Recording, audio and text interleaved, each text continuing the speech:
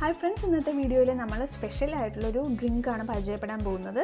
ഇത് കിട്ടുന്ന കട ഞാൻ പരിചയപ്പെടുത്താം. ഇത് കോട്ടയത്ത് ഏറ്റുമാനൂർ മണ്ണാർക്കാട് റൂട്ടിൽ പോകുന്ന വഴിക്കുള്ള ഒരു സ്ട്രീറ്റിൻ്റെ സൈഡിലായിട്ടുള്ളൊരു കടയാണ്. കടയ്ക്ക് പ്രത്യേകിച്ച് പേരുകളൊന്നുമില്ല, പക്ഷേ കടയുടെ ഫ്രണ്ടിൽ ഇവിടെ അവൈലബിൾ ആയിട്ടുള്ള എല്ലാ ഡ്രിങ്ക്സിൻ്റെയും പേര് എഴുതിയിട്ടുണ്ട്.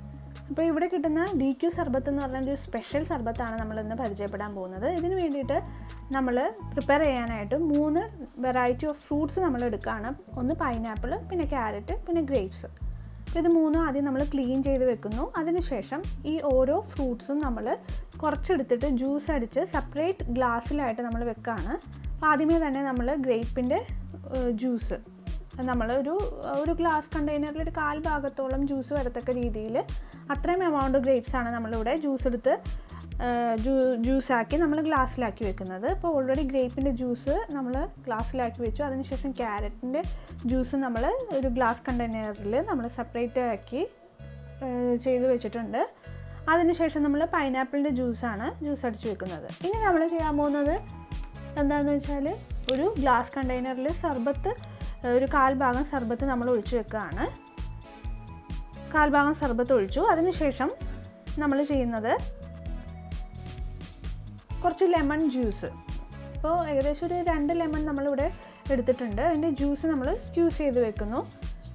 അതിനുശേഷം നമ്മൾ ചെയ്യുന്നത് അതിൽ നമ്മൾ പിഴിഞ്ഞ ഒരു ലെമൺ നമ്മൾ അതിലേക്ക് ഇടുന്നു. അപ്പോൾ നമ്മൾ ഓർക്കും അത് ഈ ഒരു ജ്യൂസിന് ഒരു കയ്പ്പ് തോന്നില്ലേ എന്നൊക്കെ വിചാരിക്കും.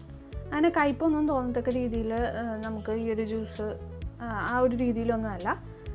ഇനി നമ്മളിതിലേക്ക് കുറച്ച് സോൾട്ടാണ് ആഡ് ചെയ്യാൻ വേണ്ടി പോകുന്നത്.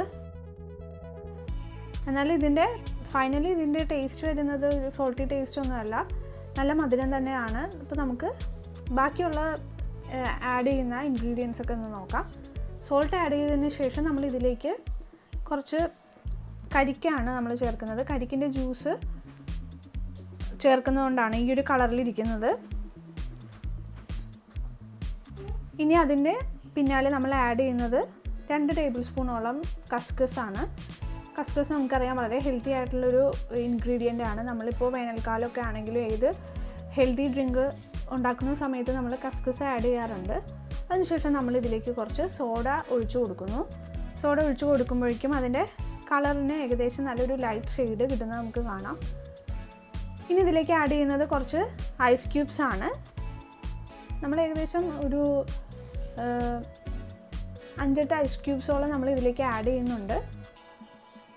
ഐസ് ക്യൂബ്സ് ആഡ് ചെയ്യുമ്പോഴേക്കും അതിൻ്റെ കളറിന് വീണ്ടും ഒരു ലൈറ്റിഷ് കളറ് വരുന്നതായിട്ട് നമുക്ക് കാണാം. തുടർന്ന് അത് നമ്മൾ നല്ല രീതിയിലൊന്ന് മിക്സ് ചെയ്ത് കൊടുക്കുകയാണ്.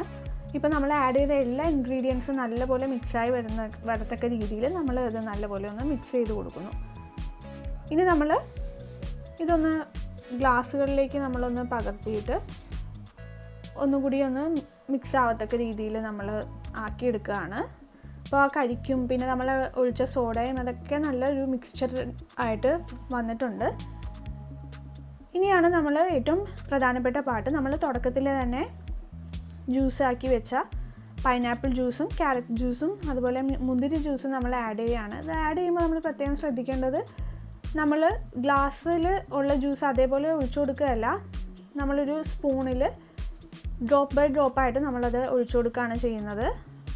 അങ്ങനെ ചെയ്യുന്നത് എന്തിനാണെന്ന് വെച്ചാൽ അത് ആ ഒരു ലെയറായിട്ട് കിടക്കാൻ വേണ്ടിയിട്ടാണ്. നല്ല കളർഫുൾ ലെയറായിട്ടത് കാണപ്പെടാൻ വേണ്ടിയിട്ട് നമ്മളിങ്ങനെ സ്പൂണിൽ നമ്മളെടുക്കുന്ന ഈ ഇൻഗ്രീഡിയൻസ് ഡ്രോപ്പ് ബൈ ഡ്രോപ്പായിട്ട് ആഡ് ചെയ്ത് കൊടുക്കുന്നു. ഇപ്പോൾ ഗ്രേപ്പ് ജ്യൂസ് നമ്മൾ ആഡ് ചെയ്തു. ഇനി അതിന് പിന്നാലെ ക്യാരറ്റ് ജ്യൂസ്. അപ്പോൾ ഈ ഒരു ഓർഡറിൽ തന്നെ നമ്മൾ ആഡ് ചെയ്യാനായിട്ട് ശ്രദ്ധിക്കുക, അല്ലെങ്കിൽ ഈ ജ്യൂസുകൾ തമ്മിൽ മിക്സ് ആവും. ആ കളർ നമുക്ക് ശരിക്കും അറിയാതെ വരികയും ചെയ്യും. അപ്പോൾ നമ്മൾ 3 ഫ്രൂട്ട്സിൻ്റെയും ജ്യൂസ് ഇപ്പോൾ നമ്മൾ ആഡ് ചെയ്ത് കൊടുത്തിട്ടുണ്ട്.